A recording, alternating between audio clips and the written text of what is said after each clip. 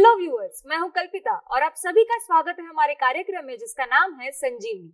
दोस्तों, आज का हमारा टॉपिक है केयर आफ्टर डेंटल ट्रीटमेंट्स। इस पर चर्चा करने के लिए हमारे साथ हमारे स्टूडियो में मौजूद है डेंटिस्ट डॉक्टर आनंद मोहता जी। तो चलिए उनका स्वागत करते हैं और एपिसोड की शुरुआत करते हैं। वेलकम डॉक्टर आनंद, आपका हमारे संजीवनी के मंच पर बहुत बहुत स्वागत है। थैंक यू डॉक्टर, आज का हमारा टॉपिक बहुत ही इम्पोर्टेंट है क्योंकि जितनी जरूरी हमारी डेंटल ट्रीटमेंट होती है उतना ही जरूरी उसका आफ्टर केयर भी होता है। तो मेरा पहला सवाल ही आपसे ये है कि रूट कनाल की जो क्रूशियल ट्रीटमेंट है उसके बाद किस तरह की केयर लेना जरूरी होता है?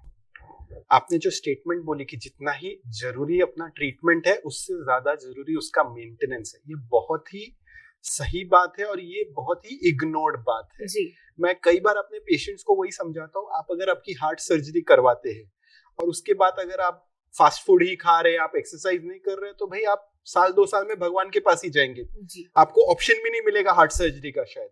So heart surgery is one part of it, but maintaining it afterward so that वो वापस ना हो, वो बहुत ही इंपॉर्टेंट होता है। वो दांतों में भी एप्लीकेबल है, चाहे जो भी टाइप का आपका ट्रीटमेंट हो, रूट कनाल हो या कोई भी हो, आपको उन चीजों की थोड़ी सी एक्स्ट्रा केयर लेनी है as compare to normal. Coming to after root canal treatment, so usually after root canal ऐसी कोई स्पेसिफिक ध्यान रखने की चीजें नहीं है, क्योंकि दांत अगर उसका रूट कनाल हो गया है, उस पे कैप लग गई है, तो वो as good as natural tooth हो गया है जी। हाँ, लेकिन एक चीज है कि कैप लगे हुए दांत में या फिलिंग किए हुए दांत में एक टेंडेंसी थोड़ी सी ज्यादा होती है डीके लगने की जी। तो आपको उसका थोड़ा क्लीनिंग में ज्यादा ध्यान रहना है। एक मालूम नहीं, एक सबकॉन्शियसली लोगों में एक थॉट है कि अब उसका रूट कनाल हो गया, उसमें कैप लग गया, अब उसमें और कुछ नहीं होगा या अब उसका टेंशन नहीं है, जो बहुत ही गलत है।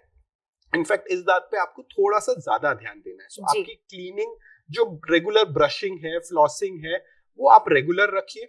हर 6 महीने या साल भर में आप अपने डेंटिस्ट के पास रेगुलर चेकअप्स के लिए जाइए, क्योंकि अगर उस दांत में कीट लग रही है, डीके लग रहा है कोई भी रीजन से, उसको जितना जल्दी हम कैच करें उतना अच्छा है। क्योंकि कई बार ऐसा होता है पेशेंट्स वो कैप हाथ में लेके आते हैं जी, जिसमें वो अंदर से दांत भी टूट गया होता है, डीके धीरे धीरे धीरे फैलता गया, और क्योंकि दांत का रूट कनाल हो गया था तो वो दांत ने कभी दर्द नहीं दिया, तो वो डीके ने पूरे दांत को खा लिया और एंड में कैप टूट के निकल के हाथ में आ गई। अब हम कुछ नहीं कर सकते, अब हमको दांत निकालना पड़ेगा। तो अगर उन्होंने रेगुलर मेंटेनेंस रखा होता तो शायद उस नौबत तक नहीं पहुंचते। तो that is very important for it. जी डॉक्टर, ऐसी एक और समस्या होती है, जैसे कि हम कोई समस्या में हमारा दांत निकाल देते हैं, तो दांत निकालने के बाद या फिर अक्कल दांत निकालने के बाद कौन सी केयर लेना बहुत ही जरूरी हो जाता है? ये बहुत ही ज्यादा इंपॉर्टेंट है, बिकॉज बाकी सारे ट्रीटमेंट से इंपॉर्टेंट होता है दांत निकालने के बाद की केयर, क्योंकि उसमें ब्लीडिंग और वो सब के इश्यूज होते हैं। तो मैं चाहूंगा कि आपके व्यूअर्स उस चीज को अच्छे से समझे कि दांत निकालने के बाद, और स्पेसिफिकली अक्कल दाढ़ निकालने के बाद, बिकॉज अक्कल दाढ़ निकालना एक छोटी सी सर्जरी जैसा हो जाता है कई बार, वो नॉर्मल दांत से थोड़ा सा कॉम्प्लिकेटेड या थोड़ा सा इन्वेजिव प्रोसीजर है। तो फॉर एग्जाम्पल, अगर आपका डिसाइड हो गया कि भाई कोई भी कारण की वजह से इस दांत को हमको निकालना पड़ेगा, अगर उस दांत में सूजन है, इन्फेक्शन है, मसूड़े उधर के सूजे हुए हैं, तो आपका डेंटिस्ट मोस्टली आपको एंटीबायोटिक्स और पेन किलर्स पहले से स्टार्ट करेंगे, क्योंकि अगर आपको सूजन है तो उस सिचुएशन में हम दांत नहीं निकालेंगे, क्योंकि उसमें 2 प्रॉब्लम्स होती है। एक, हमारा एनेस्थीसिया पूरी तरह इफेक्ट नहीं कर पाएगा, और दूसरा आपको बाद में और तकलीफ होगी, क्योंकि इन्फेक्शन में ही हम ट्रीटमेंट कर रहे हैं तो और बाद में तकलीफ दे सकता है। तो कई बार आपके डेंटिस्ट ये डिसाइड करेंगे कि आपको 1-2-3 डोज एटलीस्ट एंटीबायोटिक्स और पेन किलर्स के दे दिए जाए, ताकि वो इन्फेक्शन, वो इन्फ्लेमेशन, वो सूजन थोड़ी कम हो जाए, ताकि इंजेक्शन का असर भी बेटर हो और बाद में की तकलीफें कम हो। दूसरी चीज, अक्कल दाढ़ों में कई बार लोगों में ये सिचुएशन होती है कि उसके ऊपर की मसूड़े सूज जाते हैं, कभी भी कुछ खाना या गंदगी फंस जाती है तो वो मसूड़े सूज जाते हैं। अगर आपने डिसाइड कर लिया है मुझे वो अक्कल दाढ़ निकालनी है, तो एटलीस्ट 1 हफ्ते पहले से उस एरिया को साफ रखने की कोशिश कीजिए। 1 ग्लास भर पानी, उसको कुनकुना गर्म कीजिए। चाय कॉफी पीते उतना गर्म जितना सहन होता है, जबरदस्ती बहुत ज्यादा गर्म नहीं करना है, जितना सहन होता है उतना गर्म कीजिए। उसमें 2 चुटकी नमक डालिए, उससे गागल कीजिए, थूकिए, गागल कीजिए, थूकिए। कब तक गागल करना है? जब तक वो पानी का टेम्परेचर आपको नॉर्मल ना लगे। गागल करके दिन में कम से कम 3 ग्लास यूज करने की कोशिश कीजिए, सुबह, दोपहर, शाम। उससे क्या होगा कि सूजन कम होगी, वो एरिया साफ रहेगा, सूजन कम रही, एरिया साफ रहा तो सर्जरी भी इजी होगी, आफ्टर भी हीलिंग इजी होगी, एनेस्थीसिया भी ज्यादा अच्छे से इफेक्ट करेगा जी। तो ये दोनों चीजें बिफोर अक्कल दाढ़ निकालने के लिए इंपॉर्टेंट है। अब अक्कल दाढ़ या दांत निकालने के बाद की चीजें, इसमें बहुत सारे पॉइंट्स आएंगे, ये थोड़ा सा लंबा चलेगा मेरा आंसर। सो सबसे पहली चीज होती है, जब दांत निकाला जाता है तो आपको आपके डॉक्टर ने, आपके डेंटिस्ट ने एक कॉटन लगा के दिया होता है या गॉज का टुकड़ा आपको दिया होता है, उसमें बाइट करने बोलते हैं जी। उसको करीबन 1 घंटे तक आपको दबा के रखना है। वो बहुत इंपॉर्टेंट है क्योंकि वो नीचे जो ब्लड क्लॉट फॉर्म हो रहा है उसको सपोर्ट दे रहा है, तो आपको 1 घंटे तक उसको प्रॉपर दबा के रखना है। 1 घंटा होने के बाद उसको निकाल के फेंक दीजिए, कहीं प्रॉपर डस्टबिन में डाल दीजिए। उसके बाद दूसरा कॉटन आपको यूजुअली रखने की जरूरत नहीं है, ठीक है। आपने कॉटन निकाल के फेंक दिया कि इमीडिएटली आपको 1 या 2 कप वेनिला आइसक्रीम खानी है। ये फेमस है, दांत की डेंटिस्ट के पास जाके आए फिर आइसक्रीम खाएंगे, वो आया है दांत निकालने के बाद हम आइसक्रीम खाने बोलते हैं। बट हम क्यों बोलते हैं आइसक्रीम खाने, ये यूजुअली कई बार लोगों को नहीं पता होता है। आपको कभी भी कुछ लग जाए तो आप क्या करते हैं, उस पर बर्फ लगाते हैं इमीडिएटली, बराबर। तो अब दांत निकाला है, वो बॉडी के लिए तो एक इंजरी है, वो तो बॉडी को तो एक मार लगी है, तो हम जो वेनिला आइसक्रीम लगा रहे हैं वो उसको ठंडक दे रहे हैं अंदर से। आप बाहर से आइस पैक लगाएंगे वो अलग बात है, बट अंदर से भी तो जख्म को हमको कुछ करना है। तो स्पेसिफिकली ओनली वेनिला, ऐसा नहीं कि मुझे चोको चिप्स पसंद है, मुझे बटर स्कॉच पसंद है, क्योंकि वो नट्स अंदर जाके तकलीफ दे सकते हैं। सो एकदम plain bland flavour vanilla ice cream आपको खानी है और उसी तरफ से जहां का दांत निकाले, ताकि वो ठंडा लगेगा तभी उसका काम होगा, पेट में जाके वेनिला का कोई काम नहीं, तो ठंडा उस जगह पे लगना चाहिए। दूसरी चीज, और ये वेनिला आइसक्रीम आपको सिर्फ पहले 24 घंटों खानी है। कई लोग 7-7 दिन तक वेनिला आइसक्रीम खाते रह जाते हैं, उसका कोई फायदा नहीं है, इनफैक्ट उसका नुकसान है।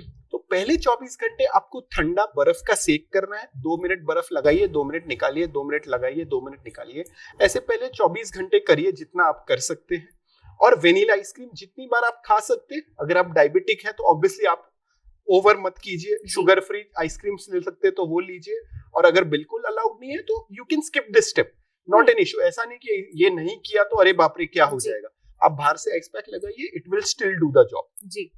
पहले 24 घंटे आपको ठंडा लगाना है, अंदर से वेनिला लगेगा, बाहर से आइस पैक लगेगा।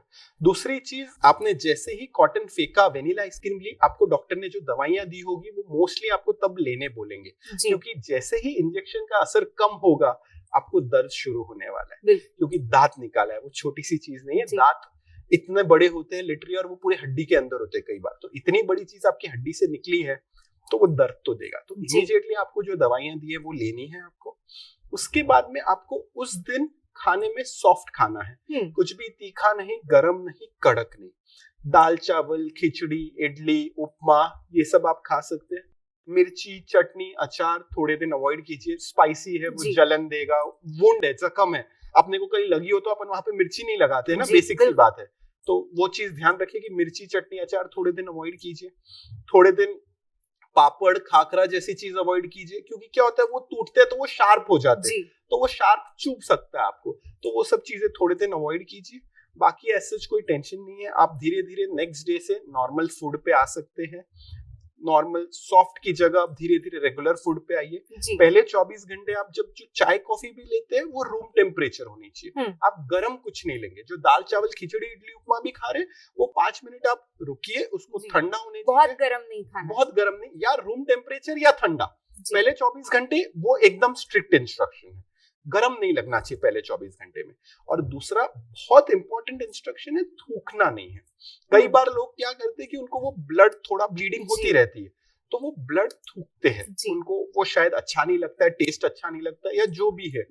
आपको बिल्कुल थूकना नहीं। अगर आप वो थूकेंगे तो जो ब्लड क्लॉट फॉर्म हुआ था दांत के जो जख्म में वो निकल जाएगा, और फिर बाद में जो ब्लड फॉर्म नहीं हुआ है क्लॉट, उधर ड्राई सॉकेट नाम की एक चीज हो जाएगी, एंड वो बहुत पेनफुल होता है।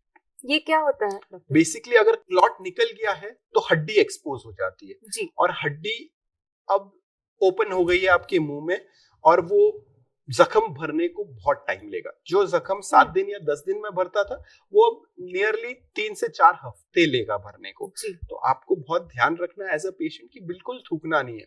खून है, थूक है, आपका ही खून है, आपकी ही थूक है, उसमें और कोई इन्फेक्शन नहीं, कोई गंदगी नहीं है, कोई दवाई नहीं है कि अरे इससे जाके कोई प्रॉब्लम होगी। प्लीज उसको सॉलो कीजिए, आपको कोई दिक्कत नहीं होगी। अगर आपको उसका टेस्ट नहीं पसंद आ रहा है तो सॉलो करते से ही वेनिला खा लीजिए ताकि उसका टेस्ट कवर हो जाए, बट उसको सॉलो कीजिए। इंपॉर्टेंट ये है कि उसको थूकना नहीं है। और क्या होता है, कई बार वो खून होता इतना सा है बट वो थूक में डिसॉल्व होके सब कुछ रेड दिखता है, तो हमको लगता है अरे इतनी ब्लीडिंग हो रही है। ब्लीडिंग इतनी यूजुअली होती नहीं है, क्योंकि अगर जख्म बड़ा होगा तो यूजुअली आपके डॉक्टर आपको 1 या 2 टाके भी दे देंगे ताकि उससे ब्लीडिंग के चांसेस और कम हो जाए और जख्म और जल्दी भरे। तो जैसी जरूरत होगा वैसे आपके सर्जन या जो डेंटिस्ट है वो करेंगे ही, but you have to make sure कि आप थूके नहीं। ये बहुत कॉमन मिस्टेक है, और स्पेशली ओल्ड एज की जो पेशेंट्स होते हैं वो कई बार ध्यान नहीं देते और थूकते रहते हैं, तो उनको बाद में बहुत दिक्कत हो जाती है। दूसरी एक इम्पॉर्टेंट चीज है जो मैंने कई बार नोटिस की है, पेशेंट्स जो दूसरी उनकी दवाइयां चल रही है उनमें कुछ खुद से ही चेंजेस कर लेते हैं। जैसे अभी फॉर एग्जांपल मेरी एक पेशेंट थी, उनको डायबिटीज था, उनकी डायबिटीज की दवाई चल रही थी, तो मैंने उनको बोला था जैसे आपकी नॉर्मल दवाई चल रही है प्लीज उसको नॉर्मल कंटिन्यू रखें, उसमें आपको कोई चेंज नहीं करना है।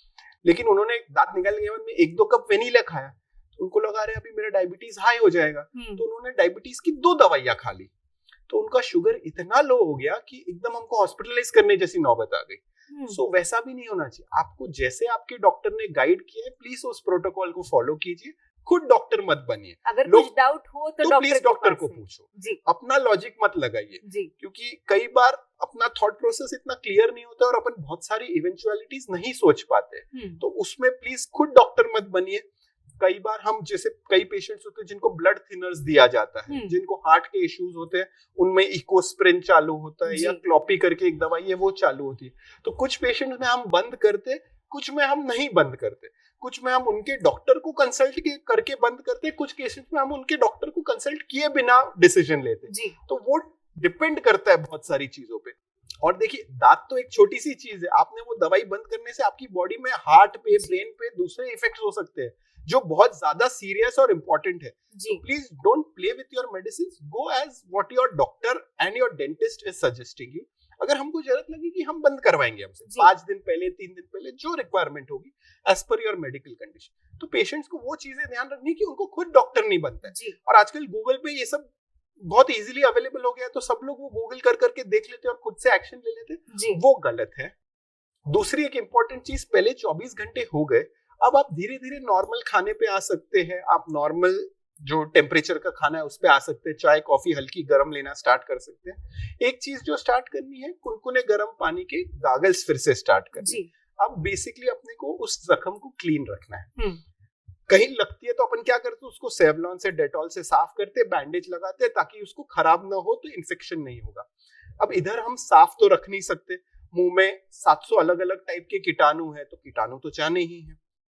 अब खाना खा रहे हो, खाना तो जाएगा ही। आप बोलोगे सर मैं उस साइड से खा नहीं, बट खाना तो उधर जाने ही वाला है, तो खाने के कण तो फंसेंगे, और वो बहुत बड़ा जख्म है तो उधर फंसेंगे खाने के कण। तो आपको नमक के पानी के कुल्ले करके उस एरिया को साफ रखना है। उस एरिया को जितना आप साफ रखेंगे उतना जल्दी जख्म भरेगा, उतना आपको कम तकलीफ देगा। और तीसरी लास्ट एक चीज इंपॉर्टेंट है, ब्रशिंग। आप ब्रशिंग दूसरे दिन से नॉर्मल बाकी के दांतों में अच्छे से ब्रशिंग कीजिए, कोई प्रॉब्लम नहीं है, लेकिन ब्रश करते समय जोर से कुल्ला करके थूकना नहीं है, उससे भी ब्लड क्लॉट निकल सकता है। तो पहले 1-2 दिन हल्के से बेंड होके पानी गिरने दीजिए, धीरे धीरे जैसे आपको कंफर्टेबल हो आप गागल भी कर सकते हैं, आप ब्रश भी उस जगह पे कर सकते हैं, and continue doing brushing, don't stop it, and 2-4 दिन में you will be fit and fine and you will be back to normal. Doctor Anand, जैसे कि हमने देखा कि रूट कैनाल के बाद या फिर दांत निकालने के बाद केयर लेना जरूरी होता है, क्या वैसे ही इम्प्लांट के बाद भी कुछ केयर लेना जरूरी होता है? यस, इम्प्लांट के बाद भी आपको उस चीज का एक्स्ट्रा ख्याल रखना है। इम्प्लांट एट द एंड एक आर्टिफिशियल चीज है जो आपकी बॉडी में प्लेस की गई है, और उसमें कीड़ तो नहीं लगेगी, डीके तो नहीं लगेगा इम्प्लांट में, लेकिन उसमें गम इश्यूज हो सकते हैं, जो मसूड़ों की प्रॉब्लम है वो हो सकती है, और उसकी वजह से वो इम्प्लांट फेल भी हो सकता है अगर आप उसका प्रॉपर ध्यान नहीं रखते हैं। तो आपको उस इम्प्लांट की एरिया को साफ रखना है, आपको रेगुलरली ब्रश करना है, आपको उस एरिया को फ्लॉस करना है। हम यूजुअली इम्प्लांट वाले केसेस में वाटर फ्लॉसर ज्यादा एडवोकेट करते हैं कि आप वाटर फ्लॉसर यूज कीजिए, क्योंकि इम्प्लांट के आसपास के जो दांतों का स्ट्रक्चर होता है वहां फ्लॉस पास करना थोड़ा डिफिकल्ट होता है, पूरी तरह से उसको साफ करना थोड़ा सा डिफिकल्ट होता है जी। अगर पेशेंट कर सकता है तो धागा ही यूज कर लीजिए, जो स्ट्रिंग फ्लॉस है वो ही आप यूज कर लीजिए तो भी बहुत बढ़िया है। नहीं होता है तो प्लीज वाटर फ्लॉसर यूज कीजिए, उससे उस एरिया को मेंटेन रखिए। अगर आपको जरूरत लगती है तो आप उसमें भी माउथ वॉश डाल सकते हैं, नहीं तो सेपरेटली हम इम्प्लांट के केसेस में हमेशा एक एंटीसेप्टिक माउथ वॉश सजेस्ट करते हैं।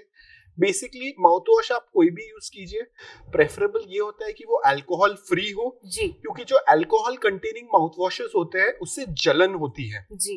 कई लोग कंप्लेन करते हैं जब मैं माउथ वॉश करता हूँ हमको बहुत जलन होती है, वो माउथ वॉश की वजह से नहीं, उसके अंदर के अल्कोहल कंटेंट की वजह से हो रही है। और दूसरा कारण ये होता है उस अल्कोहल की वजह से मुंह सूखता है जी। तो मुंह सूखेगा, अगर थूक कम होगी तो और दांत खराब होने के चांसेस बढ़ जाते हैं। तो please antiseptic mouth wash regularly use कीजिए इम्प्लांट्स के बाद। वाटर फ्लॉसर यूज कीजिए रेगुलरली। 6 मंथ्स चेकअप बहुत इंपॉर्टेंट है इम्प्लांट्स में, ये बहुत ज्यादा इंपॉर्टेंट है। क्यों? क्योंकि जो नेचुरल टूथ होता है उसमें एक कैपेसिटी होती है एडजस्ट होने की जी। दांत रेगुलरली कंटिन्यूअसली थोड़ा सा मूव होते रहते हैं क्योंकि दांत एक लिगामेंट से बोन को अटैच है, तो लिगामेंट में एक थोड़ी स्पॉन्जीनेस होती है, बहुत ही मिनिमल होती है, माइक्रोन्स में होती है बट होती है, जो इम्प्लांट में नहीं होती क्योंकि इम्प्लांट सीधा बोन को अटैच होता है। तो आपका आजू बाजू का दांत थोड़ा स्पॉन्जी है बट इम्प्लांट एकदम फर्म है, तो उस वजह से उसकी बाइट चेक करती रहनी पड़ती है क्योंकि बाकी के दांत तो एडजस्ट हो गए बट इम्प्लांट शायद नहीं एडजस्ट हो पाएगा। तो हर 6 महीने में आपको उसको रेगुलरली आपकी बाइट चेक करते रहना है। 5 मिनट से ज्यादा टाइम नहीं लगता उसको, कोई इंजेक्शन की जरूरत नहीं, कोई दर्द नहीं होता, कुछ नहीं होता। आप डेंटिस्ट के पास जाइए, वो आपकी बाइट चेक करेंगे, जहां जो एडजस्टमेंट की जरूरत है वो करेंगे and you are sorted.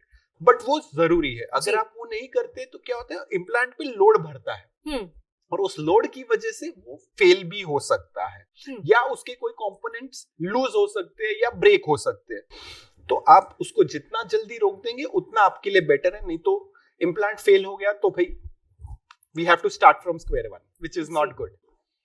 Doctor, जैसे इम्प्लांट हमारे मुंह में एक आर्टिफिशियल चीज होती है, वैसे ही डेंचर्स जो लगवाते हैं वो तो बहुत बड़ी आर्टिफिशियल चीज होती है, तो उसका इस्तेमाल करते वक्त हमें कौन सी चीजों का ध्यान रखना बहुत जरूरी हो जाता है? यस, तो डेंचर तो बहुत बड़ी आर्टिफिशियल चीज है और वो मूवेबल आर्टिफिशियल चीज है।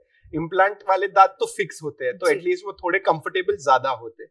डेंचर्स में सबसे बड़ी प्रॉब्लम ये आएगी कि इनिशियली जैसे ही आप डेंचर्स यूज करना स्टार्ट करते हैं सबसे पहले आपको बात करने में बहुत डिफिकल्टी आएगी क्योंकि अचानक से मुंह में कुछ आ गया है, ताड़ू के ऊपर जो पैलेट बोलते हैं अपन उसके ऊपर पूरा कवर आ गया है, तो कई पेशेंट्स को बोलने में दिक्कत आती है। पहले 2-4 दिन तो काफी दिक्कत आती है जी। हम पेशेंट्स को सजेस्ट करते हैं आप न्यूज़पेपर लेके बैठिए या कोई भी चीज जोर से पढ़िए मिरर के सामने, अकेले रूम में, कहीं पे भी, ताकि आपकी बॉडी बोलने में यूज्ड टू हो जी। इनिशियल डेज में आपको डेंचर्स खाते टाइम पहनने ही नहीं है, पहले आपको डेंचर्स सिर्फ नॉर्मली बैठे बैठे पहनने हैं, धीरे धीरे आपको आगे बढ़ना है, आपको बेबी स्टेप्स लेने हैं। आप अभी चलना सीखे और सीधा मैराथन भागेंगे तो वो तो पॉसिबल नहीं है, आपको बेबी स्टेप्स लेने, पहले उनको सिर्फ नॉर्मल चीजों के लिए पहनिए, बात करते टाइम किसी को ऐसे ही बैठे रहे तब, टीवी देख रहे तब, फिर धीरे धीरे आप उससे सॉफ्ट खाना स्टार्ट कीजिए, दाल चावल खिचड़ी इडली ये सब खाना स्टार्ट कीजिए, और फिर नियरली जब आप इन सब चीजों से कंफर्टेबल हो जाए फिर आप थोड़ा थोड़ा हार्ड चीजें, रोटी सब्जी पे स्विच होंगे और फिर थोड़ा और हार्ड चीजों पे स्विच होंगे। You have to go slow, आप एकदम से सीधा हार्ड चीजें खाएंगे तो वो दिक्कत देगा जी। दूसरी चीज है जब नए नए डेंचर्स पहनने जाते हैं तो एकदम से थूक का फ्लो बढ़ जाता है, बिकॉज अभी अचानक से मुंह में कोई चीज आ गई तो बॉडी सोच रही है ये खाना है ये क्या है जी। बॉडी को तो ये इरिटेशन हो रहा है तो बॉडी थूक ज्यादा बनाने लगती है ताकि उसको वो इरिटेशन से फ्रीडम मिले। तो वो इनिशियली 2-3 दिन होगा, फिर बॉडी को समझ में आ जाएगा नहीं ये कुछ नहीं है, ये नॉर्मल चीज है, ये अपने साथ हमेशा रहने वाली है, तो बॉडी का थूक का फ्लो धीरे धीरे कम हो जाएगा जी। तीसरी एक कॉमन चीज जो नए डेंचर्स उसमें होती है कि कहीं कहीं वो डेंचर चुभता है और उसकी वजह से कहीं आपको अल्सर हो सकते हैं। तो अगर वैसा होता है जो टिपिकली नॉर्मली हर पेशेंट में होता है, ऐसा नहीं कि अरे डेंचर गलत बना दिया या डेंचर सही नहीं है या ये क्या हो रहा है, यूजुअली हर किसी को होता है। जैसे आप कितने ही अच्छे जूते खरीद लिए, वो पहले 1-2 दिन थोड़ा सा कहीं चुभ सकते हैं आपको, तो वो नॉर्मल है। आप अपने डेंटिस्ट को रिपोर्ट कीजिए, वो आपको कुछ मलम देंगे, उसको यूज करिए, वो जख्म पे लगाइए ताकि आपको वो जख्म दर्द ना दे और जख्म जल्दी भरे। और दूसरी चीज, वो जहां से जो स्पॉट डेंचर का आपको चुभ रहा है वो उसको थोड़ा सा फिनिश पॉलिश कर देंगे तो वो आपको चुभना बंद हो जाए। ये टिपिकली पहले 1-2 हफ्ते ये इश्यूज आते हैं, धीरे धीरे as you start using your denture ये सारे इश्यूज खत्म हो जाते हैं। अब आता है everyday care for a denture, जिसमें सबसे इंपॉर्टेंट है आपको डेंचर को साफ रखना है। जी। आप मसूड़ों को साफ रखिए। अब आपको टूथब्रश का तो मुंह में डालने का कोई जरूरत नहीं है, तो आप क्या करेंगे, उंगली पे, सिर्फ उंगली से ही आपके जो मसूड़े हैं उनको अच्छे से मसाज कीजिए। आप पेस्ट लीजिए, कोई फर्क नहीं पड़ेगा, नहीं तो आप घी भी लीजिए, शहद भी ले लीजिए, हल्दी थोड़ा सा ले लीजिए, बस मसूड़ों को अच्छे से मसाज करना है आपको और अच्छे से कुल्ला करके साफ रखना है। टंग आपको साफ करनी है, जिसके लिए आपको टंग क्लीनर या टूथब्रश की जरूरत हो तो वो करनी है, वो इंपॉर्टेंट है। कई पेशेंट्स ओल्ड एज में आके टंग क्लीनिंग कम कर देते हैं, जो बहुत इंपॉर्टेंट है, बिकॉज ओल्ड एज में आके थूक का फ्लो भी कम हो जाता है, तो टंग की नेचुरल क्लीनिंग कम हो जाती है, तो प्लीज मेक श्योर आप वो कंटिन्यू कर रहे हैं। दूसरी चीज होती है अब डेंचर को साफ करना है। डेंचर पे टूथपेस्ट नहीं लगाना है, टूथपेस्ट बना है दांतों के लिए, डेंचर के लिए नहीं बना है। और जो डेंचर के दांत होते हैं वो प्लास्टिक के होते हैं, वो सिरामिक या मेटल के नहीं होते, तो वो थोड़े सॉफ्ट होते हैं। अगर आप आपका टूथपेस्ट लगाएंगे तो वो उसको घिस देगा, तो आपको उस पे सिर्फ एक रेगुलर अपनी जो हैंड वॉश की साबुन होती है वो लीजिए, और डेंचर के ब्रश भी आते हैं, या आप अपना रेगुलर सॉफ्ट ब्रिसल का ब्रश लेके उस डेंचर को अच्छे से साफ कर लीजिए, पानी से धो लीजिए और पहन लीजिए। जब आप डेंचर नहीं पहन रहे तो आपको हमेशा उसको एक क्लोज डब्बे में रखना है, पानी होना चाहिए उस डब्बे में। डेंचर कभी ऐसे बाहर सूखा नहीं पड़ा रहना चाहिए, नहीं तो वो डिस्टॉर्ट हो जाएगा और फिर आपके दांतों में वो उस तरह से नहीं बैठेगा जैसे बैठना चाहिए। सबसे इंपॉर्टेंट एक और चीज डेंचर के मामले में ये होती है कि उसको आपको सोते टाइम कभी नहीं पहनना है, चाहे आप दोपहर को सो रहे हो या रात को सो रहे हो। इंपॉर्टेंट ये होता है, देखिए अपन जूते और सॉक्स पहन के नहीं सोते हैं, बॉडी को आपको थोड़ा सा फ्रीडम देना पड़ता है, थोड़ा ब्लड फ्लो हो सके, तो वो इंपॉर्टेंट है, क्योंकि डेंचर स्किन को प्रेशर देता है, वो स्किन के ही सपोर्ट पे बैठा है, वो दांत के सपोर्ट पे तो है ही नहीं, तो वो स्किन के सपोर्ट पे, तो वो स्किन पे प्रेशर डाल रहा है, तो आपको अपनी स्किन को थोड़ा सा रिलैक्सेशन देना है, तो इसलिए बॉडी को थोड़ा सा टाइम दीजिए। तो आप जब सो रहे हैं तब वैसे ही आप कुछ खा नहीं रहे, आप किसी से बात नहीं कर रहे, तो आपको डेंचर की कोई जरूरत नहीं, तो प्लीज उसको निकाल के साफ करके रख दीजिए। You don't need it, let the body get its time to heal itself, that is important. और डेंचर साफ रखिए, हर रोज उसको साफ कीजिए, it will serve you for life. जी डॉक्टर, और एक ऐसी समस्या और एक ऐसी ट्रीटमेंट होती है जहाँ पे हमें केयर लेने की बहुत ही ज्यादा जरूरत पड़ जाती है, और वो है ब्रेसेस, तो उसके केयर के बारे में कुछ बताइए। ब्रेसेस के टाइम पे केयर लेना सबसे ज्यादा इंपॉर्टेंट है, मैं कहूंगा सारे ट्रीटमेंट्स में ब्रेसेस के टाइम पे केयर लेना सबसे ज्यादा इंपॉर्टेंट है। उसका कारण ये है कि इम्प्लांट शायद एक दांत पे लगा है, अक्कल दाढ़ आपकी शायद एक निकली है, रूट कनाल शायद एक दांत पे हुआ है, ब्रेसेस आपके बाकी सारे दांतों पे लगा हुआ है, शायद 14, 16 या 18 दांतों पे आपके ब्रेसेस मिनिमम लगे हैं एक साइड में और दूसरी साइड में, तो मतलब नियरली 27 या 24 दांतों में आपके ब्रेसेस लगे, मतलब सब दांतों की आपको ध्यान रखनी पड़ेगी। अब तो ब्रेसेस में क्या होता है कि जब वो इतने सारे वायर्स है, इतने सारे ब्रैकेट्स है, तो वहां खाना फंसने की बहुत प्रॉब्लम होती है। आप कुछ भी खाइए, धनिया भी है वो भी फंसेगा, आप कुछ मीठा खाएंगे वो भी फंसेगा, आप पिज्जा खाएंगे वो भी फंसेगा, तो आपको टिपिकली आपके साथ एक टूथब्रश कैरी करना है। अगर आप ऑफिस में काम कर रहे हैं या आप स्टूडेंट है, पढ़ रहे हैं, आपके बैग में एक टूथब्रश और पेस्ट होना ही चाहिए। जो आप कुछ भी खाएंगे आप फटक से वॉशरूम में जाके ब्रश कर लीजिए और सब कुछ क्लीन कर लीजिए। अगर आप वो नहीं करते तो आगे जाके जब ब्रेसेस निकल जाएंगे वहां इनिशियल डीके लगना शुरू हो गया होता है, और क्योंकि ब्रेसेस लगे थे तो हमको भी नहीं दिखाई दे रहा है कि वहां डीके लगा हुआ है, आपको तो नहीं दिख रहा है, हमको भी नहीं दिख रहा है, तो हम भी आपको कुछ वार्निंग नहीं दे पाएंगे। सो पेशेंट्स को बाय डिफॉल्ट ये करना है कि भाई हमको ब्रश करते रहना है। ब्रश आप जैसे घर से निकलते हैं, आपका पर्स और फोन लेके निकलते हैं, आपको एक टूथब्रश कवर में डाल के लेके ही निकलना है। पेस्ट अगर नहीं रख सकते तो ठीक है, बट ड्राई ब्रश एटलीस्ट घुमा लीजिए सो दैट आप फिजिकली सब चीज साफ कर सके। और एवरीडे मॉर्निंग एंड इवनिंग आपको ब्रश करना है अच्छे से फ्लोराइड कंटेनिंग पेस्ट के साथ, और आपको वाटर फ्लॉसर यूज करना है, बिकॉज कई ऐसी जगह होती है जहां ब्रश भी नहीं साफ कर पाएगा, और फ्लॉस तो जाएगा ही नहीं, जो स्ट्रिंग वाला फ्लॉस होता है वो तो जाएगा ही नहीं क्योंकि वायर लगा हुआ है, तो उसको तो जाने कोई जगह नहीं है। तो अपने पास ऑप्शन एक ही बचता है वाटर फ्लॉसर का, तो वो आपको रेगुलरली यूज करना है। तीसरी चीज जो हम ब्रेसेस के पेशेंट्स में रिकमेंड करते हैं वो है एंटी कैविटी माउथ वॉश। उनको एंटीसेप्टिक माउथ वॉशेस की जरूरत नहीं, उनको एंटी कैविटी माउथ वॉश की जरूरत है। इनके अंदर भी होता है फ्लोराइड ही, इसका फायदा ये होता है कि भाई फ्लोराइड की हम जितनी हो सके डोजेस देने की कोशिश करते हैं इन पेशेंट्स को, ताकि इनके दांत डीके में न कन्वर्ट हो, बिकॉज ब्रेसेस वाले पेशेंट्स में ये टेंडेंसी हमेशा ज्यादा रहती है। जी डॉक्टर, जैसे ये ब्रेसेस का मामला हो गया या फिर इम्प्लांट का मामला हो गया, ये तो सारे ट्रीटमेंट्स है। कोई और भी ट्रीटमेंट्स होते हैं जिन्हें हम कहते हैं ब्यूटी ट्रीटमेंट्स, जैसे कि टीथ वाइटनिंग की ट्रीटमेंट भी की जाती है, तो क्या उसके बाद भी कुछ केयर लेने की जरूरत होती है? यस, सो जैसे अगर आपने टीथ वाइटनिंग करवाई हो या आपने कुछ ब्यूटिफिकेशन के लिए वीनियर्स या स्माइल डिजाइन करवाई हो एज अ पेशेंट, तो उसमें केयर ये रखनी है कि वाइटनिंग के बाद आपको जितना हो सके कलर्ड चीजें कम खानी है। अब कलर्ड चीजें मतलब चाय कॉफी जो एकदम रेगुलर होती है कई लोगों के लिए, आपको वो मिनिमाइज करना पड़ेगा, बिकॉज वो कलर्ड है तो वो दांतों पे स्टेन्स वापस से दे सकती है। आपको टोबैको, स्मोकिंग ये कम से कम रखना है, बिकॉज अगेन वो कलर्ड है तो उसकी वजह से अगेन दांतों पे दाग लग सकते हैं। रेड वाइन जैसी चीज है वो अवॉइड करनी है। पेस्ट आते हैं अलग अलग कलर के, रेड ब्लू कलर के, आपको वो सब अवॉइड करने हैं। आपको रेगुलर व्हाइट कलर का स्टैंडर्ड पेस्ट यूज करना है। बेसिक बात ये है कि आपको ज्यादा कलर्ड चीज अपने मुंह में नहीं डालनी है, at least not on a regular basis. One of आप जू में जाके काला खट्टा का गोला खा रहे हैं, ठीक है, वो साल में एक बार हो रहा है, वो वही प्रॉब्लम की बात नहीं है। बट अगर आप रेगुलरली बहुत ज्यादा चाय कॉफी ले रहे हैं तो कंटिन्यूस ब्राउन कलर आपके दांतों पे इफेक्ट कर रहा है, तो वो आपको अवॉइड करना है। रेगुलरली हम ऐसे बोलते हैं कि व्हाइटनिंग की इफेक्ट रहती है करीबन 2 साल तक, लेकिन अगर पेशेंट्स उसका ख्याल रखे तो वो 2 से ज्यादा साल तक भी उसकी इफेक्ट मेंटेन हो सकती है। It all comes down to how much colours the tooth is being exposed to. जी डॉक्टर, एक और प्रोसेस होता है दांतों की क्लीनिंग का प्रोसेस। वो तो कॉमन प्रोसेस है, वो तो क्लीन कर लिया, उसके बाद भी कुछ केयर लेना जरूरी होता है? यस, कई बार जब दांत क्लीन करते हैं अपन, तो क्योंकि वो गंदगी इतनी ज्यादा थी कई पेशेंट्स में कि जो दांतों की नस थी वो एक्सपोज हो गई है और वो गंदगी ने सिर्फ उस नस को भर रखा है अभी के लिए। और जब हम वो गंदगी निकाल देते हैं तो एक बार के लिए दांत सेंसिटिव हो जाते हैं आपके।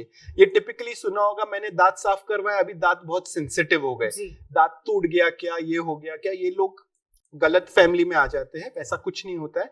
दांत सेंसिटिव इसलिए होते हैं क्योंकि वो गम्स इतने नीचे चले गए आपकी गंदगी की वजह से कि अब वो नर्व हमने क्लीन करके ओपन किए। तो इन सिचुएशंस में हम पेशेंट्स को सेंसिटिविटी पेस्ट एडवाइस करते हैं कुछ दिनों के लिए। वो आपको कैसे यूज करना है वो बहुत इंपॉर्टेंट है। सो थोड़े दिनों के लिए आप अपना रेगुलर पेस्ट साइड पे रख दीजिए, थोड़े दिनों के लिए आपको जो भी डेंटिस्ट ने सजेस्ट किया है वो टूथपेस्ट यूज कीजिए। पहले तो नॉर्मल अमाउंट लेना है आपको अपने ब्रश पे और सारे दांतों को अच्छे से साफ कर लेना है। आपने सारे दांत ब्रश कर लिए, कुल्ला करके थूक दीजिए, मुंह साफ कर लीजिए। फिर थोड़ा सा अमाउंट उसी पेस्ट का आपको अपनी उंगली पे लेना है और जहां जहां आपको सेंसिटिव लग रहा है उसको एज ए बाम की तरह लगाना है और उसको 10 मिनट छोड़ देना है और उसके बाद फिर से कुल्ला करके थूक देना है। ये आपको कम से कम दिन में 2 बार करना है। पहले उसी पेस्ट के साथ ब्रश कीजिए, अच्छे से सारे दांत साफ कर लीजिए, कुल्ला करके थूक दीजिए। फिर उसी पेस्ट को एज ए मलम या ऑइंटमेंट या बाम जो बोलना है आपको वैसे उस एरिया में लगा के छोड़ दीजिए 10 मिनट के लिए और फिर कुल्ला कर दीजिए। इससे क्या होगा, वो एरिया साफ हो गई पहले तो, और अब उस दवाई को अपन ने जो लगाया वो उधर नस जो एक्सपोज हुई है उस पे प्रॉपर काम कर सकेगा और उस पे इफेक्ट दिखा पाएगा। एक इंपॉर्टेंट चीज ये होती है कि इन टूथपेस्ट को थोड़ा टाइम लगता है काम करने में, कभी कभी 1 महीना लग जाता है। तो ऐसा नहीं कि अरे 2 बार लगाया कुछ नहीं होता उसको फेंक दिया, आपको उसको थोड़ा टाइम यूज करना पड़ेगा। तो मैं टिपिकली अपने पेशेंट्स को बोलता हूँ भाई 1 ट्यूब खरीदो और 1 ट्यूब को प्रॉपर पूरा यूज करो। कुछ पेशेंट्स में ऐसा होता है कि कोई एक मॉलिक्यूल का पूरा इफेक्ट नहीं आता है, कोई दूसरे मॉलिक्यूल का इफेक्ट आता है। तो मैं हमेशा पेशेंट्स को बोलता हूँ आप पहले XYZ ये टूथपेस्ट यूज करके देखो, अगर इससे आपको रिलीफ आ जाता है महीने भर में तो all good and done, you can go back to आपका जो ओरिजिनल पेस्ट है उस पर स्विच हो सकते हैं। आपको इसको ही कंटिन्यू करना है तो ये भी कर सकते हैं। और अगर आपको इफेक्ट नहीं आ रहा है तो कोई दूसरा पेस्ट ट्राई कीजिए, वो ट्यूब यूज कीजिए पूरी, देखिए आपको 99% रिलीफ आ जाएगा। नहीं आता है तो we can go to a third paste, because इसका ट्रीटमेंट फिलिंग करने से या कैप भरने से या कुछ करने से बहुत ज्यादा ट्रीटमेंट हो गया, वो बहुत एग्रेसिव ट्रीटमेंट हो गया। इसका ट्रीटमेंट यही है कि टूथपेस्ट लगाइए, इससे 99% आपको रिलीफ आ जाएगा। जी, thank you so much doctor, आपने बहुत ही अच्छी जानकारी दी। आप यहाँ पर आए, आपने अपना कीमती समय निकाला, इसलिए आपका बहुत बहुत शुक्रिया। Most welcome. दोस्तों, आज के एपिसोड में डॉक्टर आनंद जी ने जो हमें बातें बताई हैं, अगर हम उनका ध्यान रखें तो हम अपने दांतों की देखभाल बहुत ही अच्छी तरह से कर सकते हैं। ऐसे ही कई और विषयों पर जानकारी लेने के लिए हम मिलेंगे संजीवनी के अगले एपिसोड में। तब तक अपना ख्याल रखिए।